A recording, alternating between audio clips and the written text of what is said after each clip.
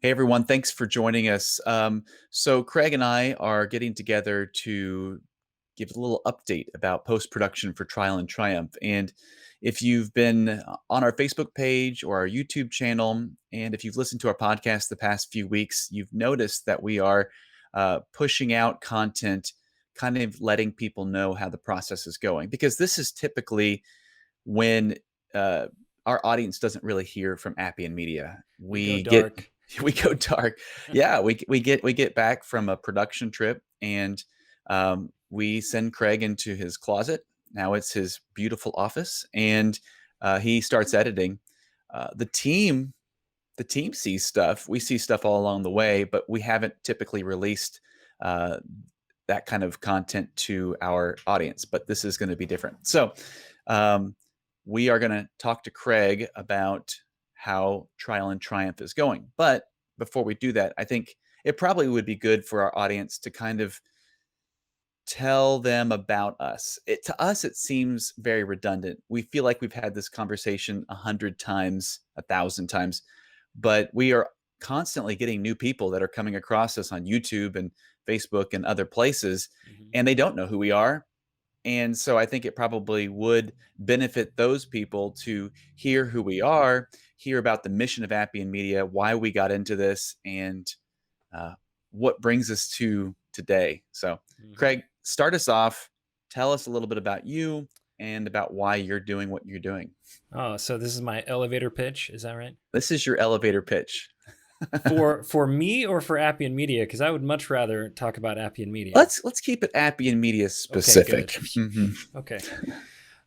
Man, Appian Media, we created this to fill a need that we believe exists, helping people to visualize what they're reading about in the scriptures.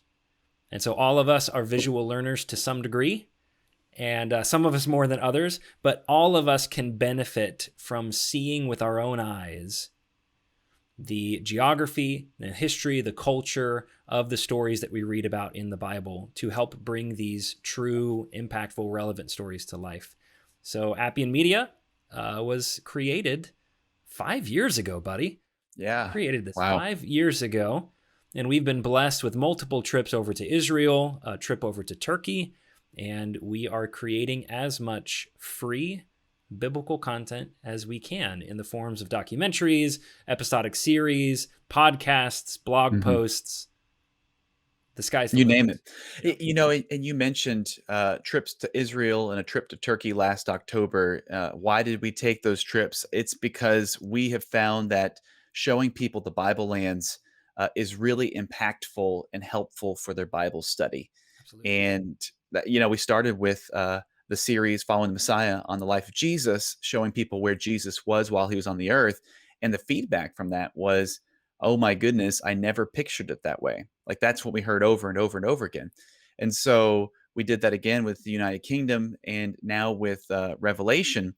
And we feel like it is a need. We're filling this void of people are sitting in their Bible classes or in their personal Bible studies or small groups or wherever they are, trying to visualize the Bible. And it's difficult because we live in the United States. We live in a very different culture and a very different time. And so being able to show people these through, like you said, documentaries and other things is very, very helpful. I think that's why Appian Media exists. So Yeah, and we created this initially because you saw a need specifically in young people. But boy, every student of the Bible can appreciate and benefit from the free content that we're creating. And so we've right. heard from, I mean, my kids are as young as 3. My youngest is 3, but we've heard people in their 80s, 90s who will say things like, and I mean, how many times have we heard this, Stu? I will never be able to travel over there myself. Yeah. It's too late in my life for me to do that, but you've brought the lands of the Bible back to me. Yeah. And that really is the mission. Yeah. Trying to bring the Bible to life with visuals. Hmm. And one of the ways that I simplify it, really, we are trying to give modern readers of the Bible the same level of understanding in regards to geography, history, and culture that the original readers had. Right. And that's important. Because Yeah. we are handicapped in many ways, living in a different country, living 2,000 years after most of these events. We don't have the same level of understanding, but we can, and so we're trying to Mhm. bring that Yep. information to as Yep. many people as we can. Yeah. So biblically accurate, visually engaging, free to the world. That's kind of been our mission statement from the beginning. Yep. And it's so important to us. We want to make sure that we're not putting our spin or twist on it. It's just what the Bible says about these different events, these different places, this culture. Um, but we also want it to be visually engaging. We are at heart video professionals.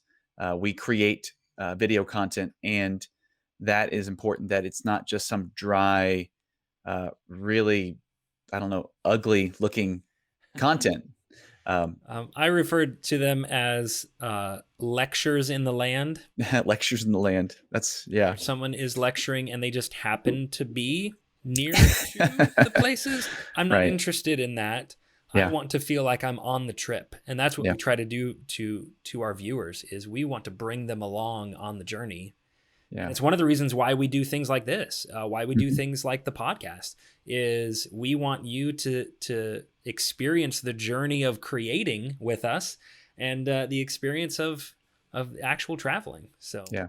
Yep. And as you mentioned, there's podcasts. There are the video series that are available. We have workbooks. I've got one right here. Actually, I've been using it. yeah, But like, there's just so many ways that you can engage with our content, and that's the idea: is that people can come and wherever you like to get your content, you can find Appian Media. So yep. well, let's talk about Trial and Triumph. But Let's talk about that. before we do that, I want to tell the folks that are watching or if you're listening on the podcast, stick around. At the end, we've got an exciting announcement that we're gonna tell you about. Yes. So Yes. so definitely stay until the end to hear what we're gonna do. But Can let's I talk. tease it a little bit? Yeah. It might have a thing or two to do with some of my other favorite things like coffee Oh, and technology. I guess coffee or any other hot beverage that you would prefer. Okay, yes. that's all I'm saying. Let's continue. Trial Oh and my triumph. goodness. Yes. Yes. Oh man. Okay. So Trial and Triumph, Craig.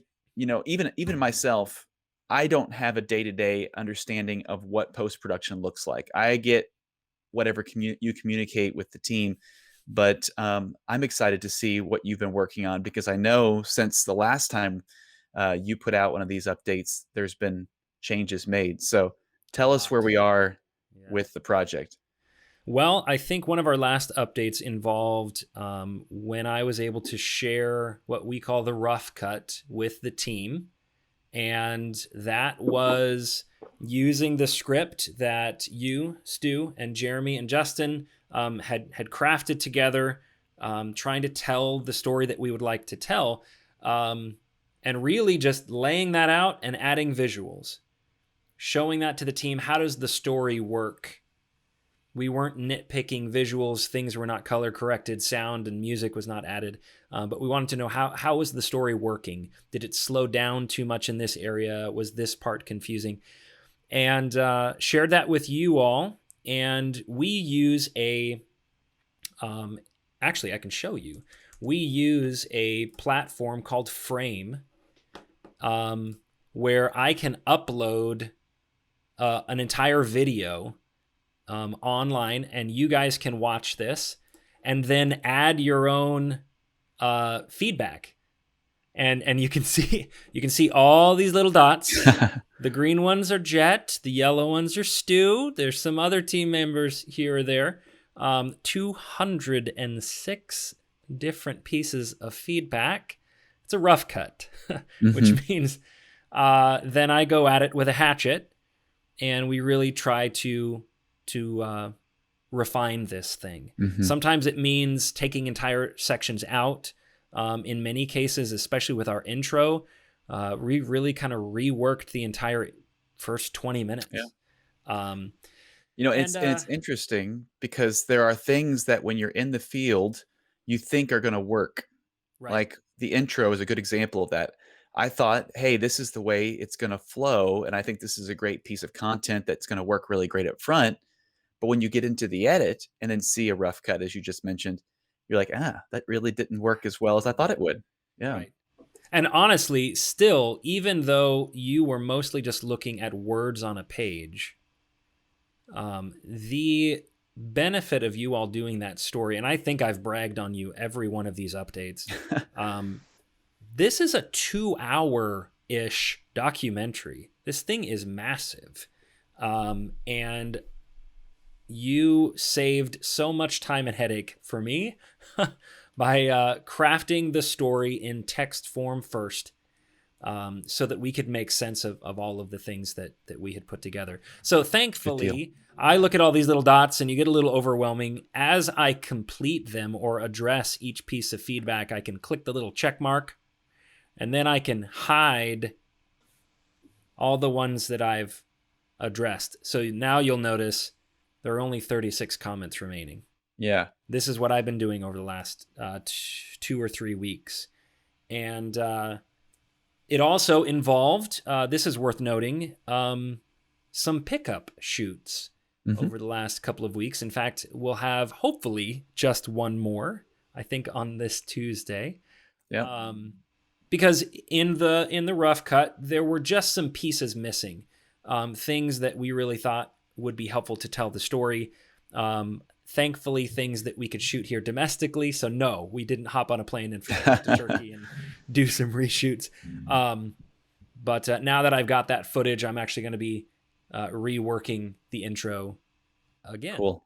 But Wow. it's coming along. So this is Frame. This is how we address feedback.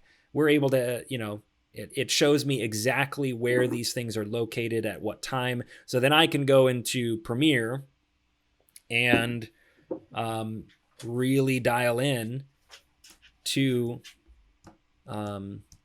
those revisions. So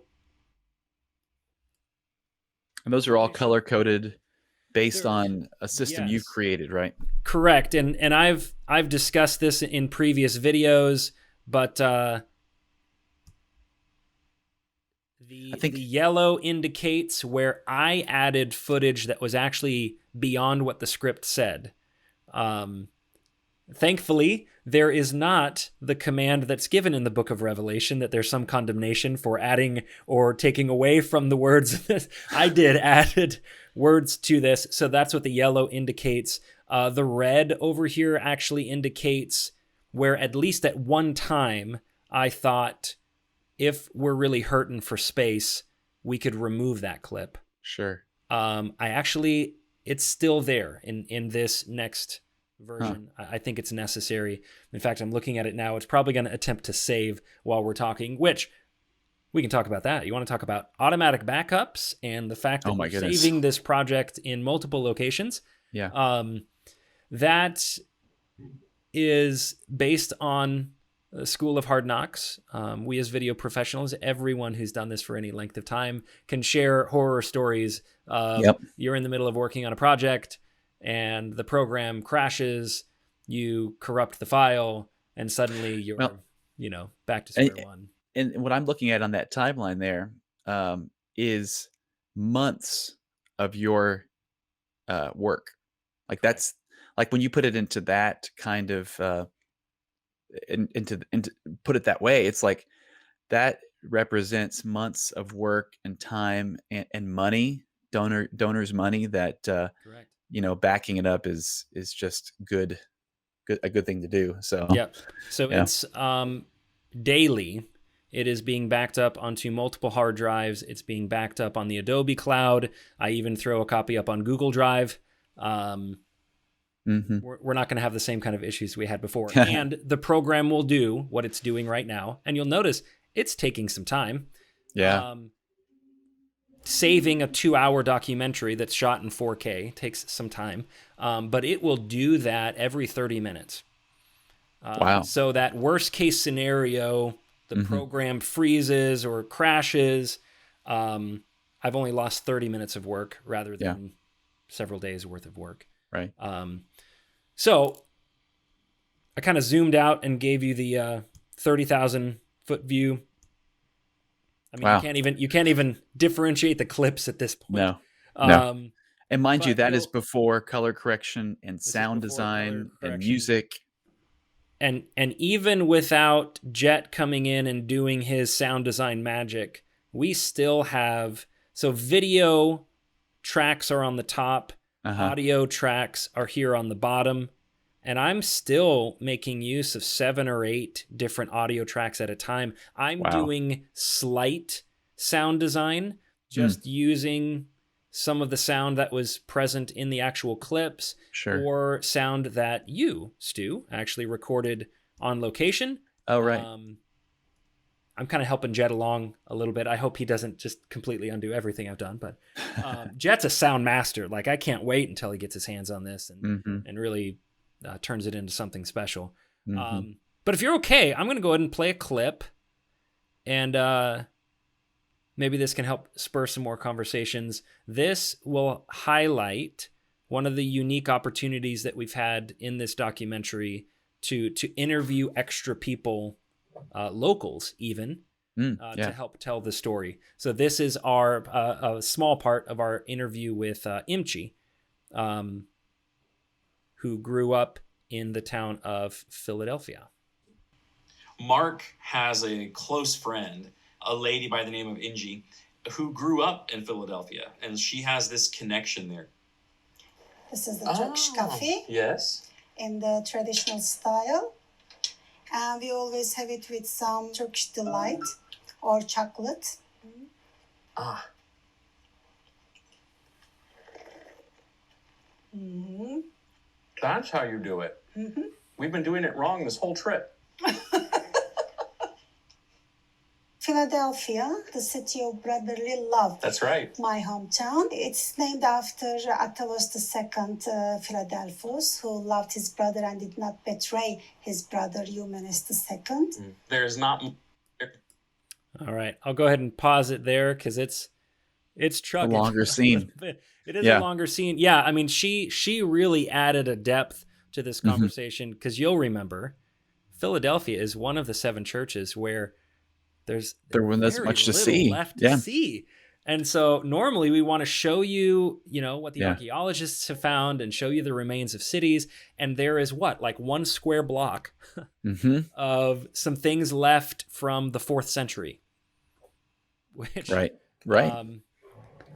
for those who don't know history real well, the book of Revelation would have happened about 300 years prior to that.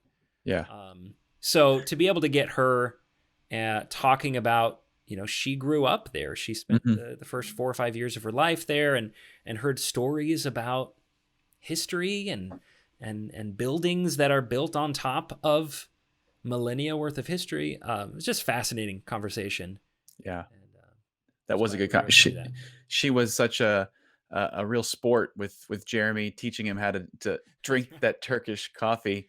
And it was kind of funny to watch Jeremy do that because, he had his mouth full of the Turkish Delight, and he's That's trying right. to talk and drink the coffee. So I like that. I'm glad you kept that in there. Yeah, I really, we referenced it slightly in the rough cut, but one of the things that both you and Jet had said is we were both present when this occurred, so we remember it. Could we add that back in? Yeah. Maybe add a little bit of personality for her. Right.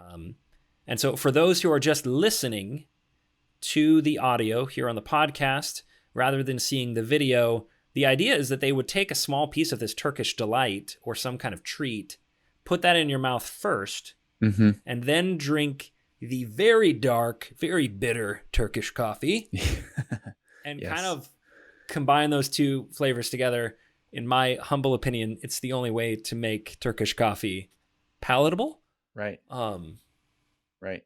Yeah. But again, this is showing culture. This is showing, what that place is like. I think that was the purpose with Trial and Triumph. One of the purposes was to show what the culture is like today, and talk to people today about what it's like to live in these places.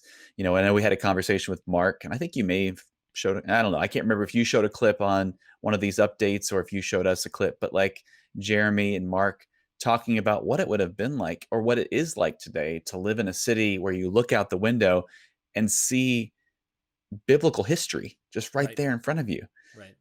It's kind of, we aren't familiar with that. When we talk about history, we talk about stuff that's a couple hundred years old. If you live on the East Coast, then you're maybe talking about colonial history or something like that. But these people walk to work and school next to 2,000, 3,000-year old ruins, Right. and that's just like a commonplace for them. So Yeah, in fact, Imchi is talking about, and we do have some visuals of some of the houses, their foundations are literally built on top of right, ruins from a millennia ago. yeah, And you can just, right, you can see it.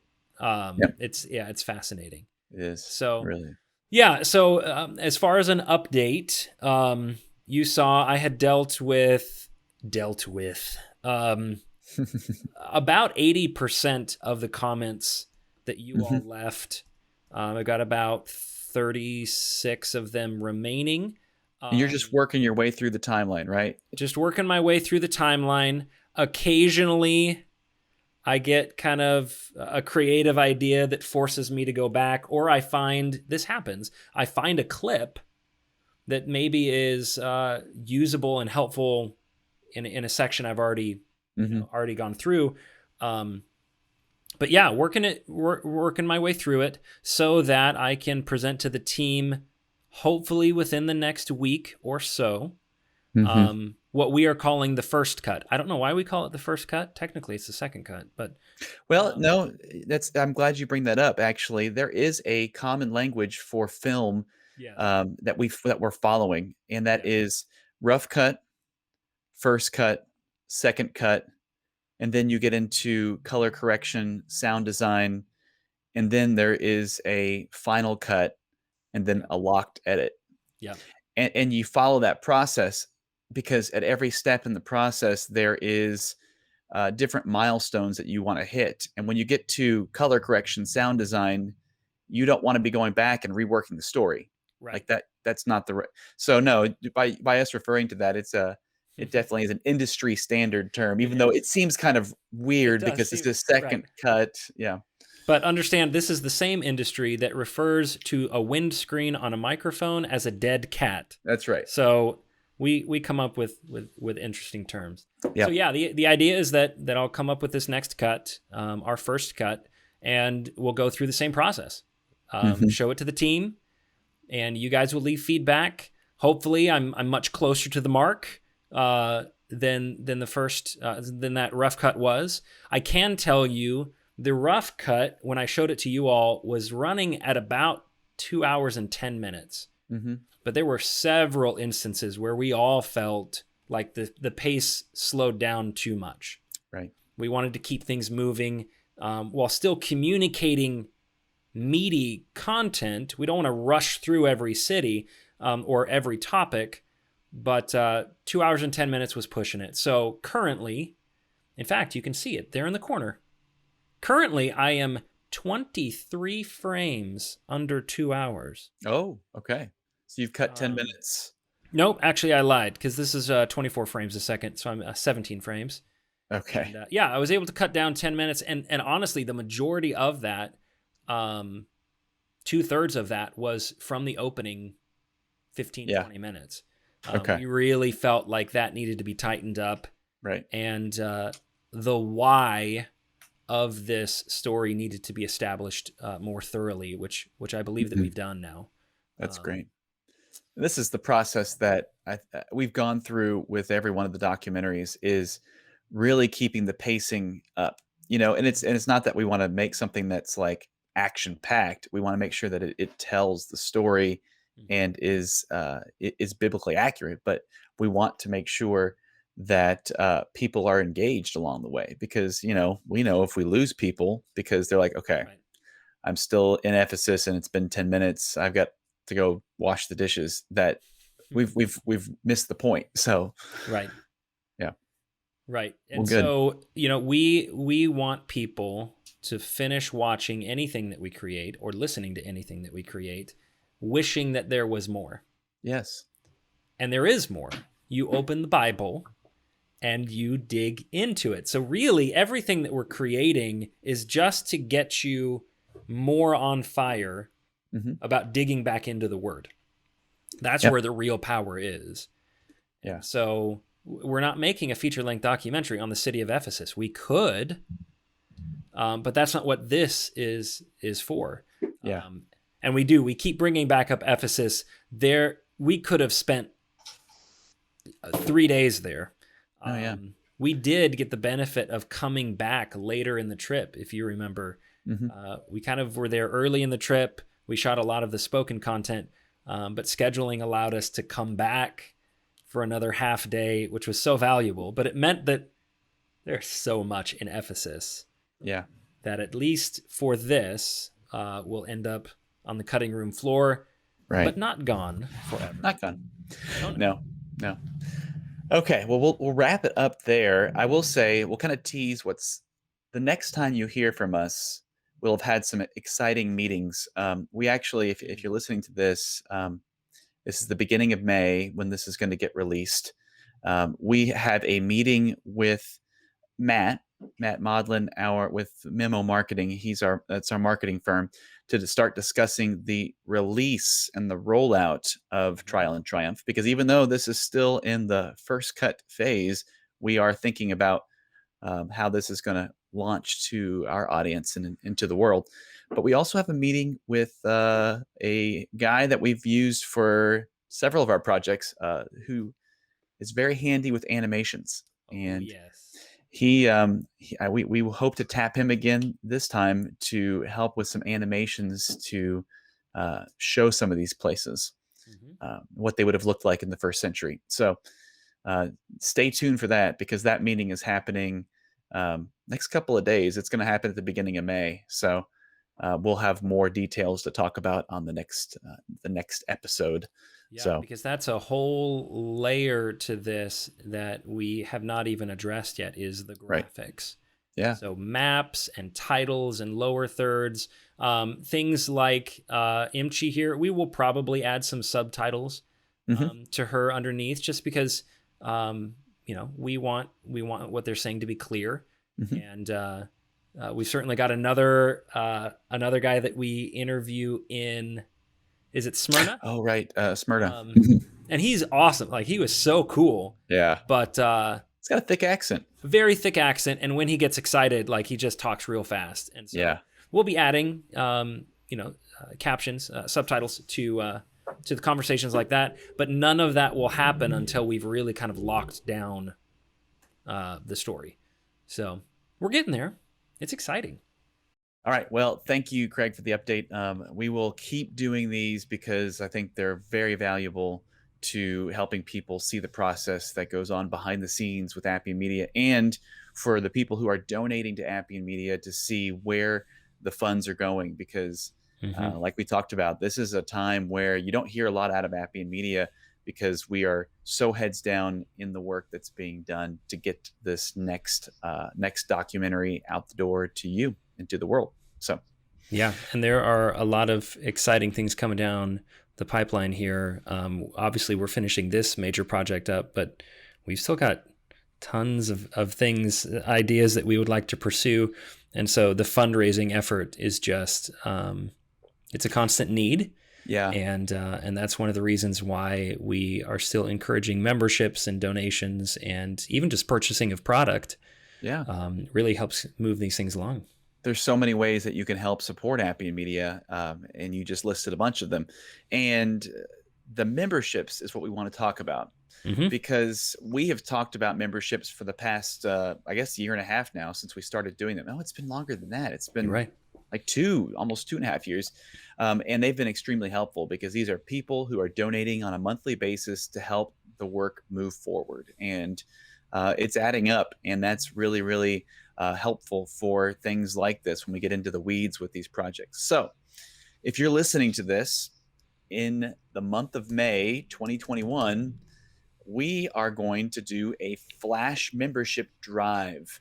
Usually we do our membership drives in the fall and give away a great piece of swag for all of the new members that come in. But we decided, you know what? Why not do one in the spring as well? And so that's what we're going to do. We are going to offer to all of our members, all of our new members, excuse me, a coffee mug and a flash drive. Now you catch the pun there. See, I get it. Flash membership drive. That's so right. clever. I tell you what. But if you are interested in becoming a member and supporting this work on a monthly basis, sign up in the month of May, because with every sign up, we're going to give you a coffee mug and a flash drive for Lessons from the Land. So this content on this flash drive is all of our Lessons from the Land series. And, you can take it, you can use it in your Bible class, you can use it at home, wherever you want to plug it in and use it. And they're really handy. They're kind of one of the best kept secrets of Appian Media, because they're, you can see the picture there, you can carry it with you everywhere you go. Oh yeah, they're fantastic, and you can customize them. Like those rings come off if you just want the one. Oh right. And just actually having a thumb drive handy. It should also be noted that all of the other benefits of becoming a member are included, and so that's a workbook of your choice. That's depending on the level that you become a member. That's access to the digital resource room. That's percentages off of product. It's things like that are just really beneficial for you, beneficial for the people that love to come back and make use of the content that we have. But again, like you said, Stu, it's the reason why we're able to continue to do the things that we do and plan for future projects without losing steam. Yeah, absolutely. So in the month of May, please, if you're not a member, sign up to become a member and help keep Appian Media moving forward with great content like what we're trying to produce with Trial and Triumph. And, as an added bonus, you're going to get a coffee mug and you're going to get a thumb drive. I'll say while supplies last, because we do have a limited supply of these. There isn't an infinite supply. And so if you get in early, you get your coffee mug and your thumb drive. So visit appianmedia.org/membership. That's appianmedia.org/membership. And that'll give you the information that you need about the different levels that you can become a monthly donor. And we'd love to have you guys on board. You're part of the team when you become a member. You're allowing us to create this content for you and for everyone else. Absolutely. So let's leave it there, and we will catch all of you guys in a future episode.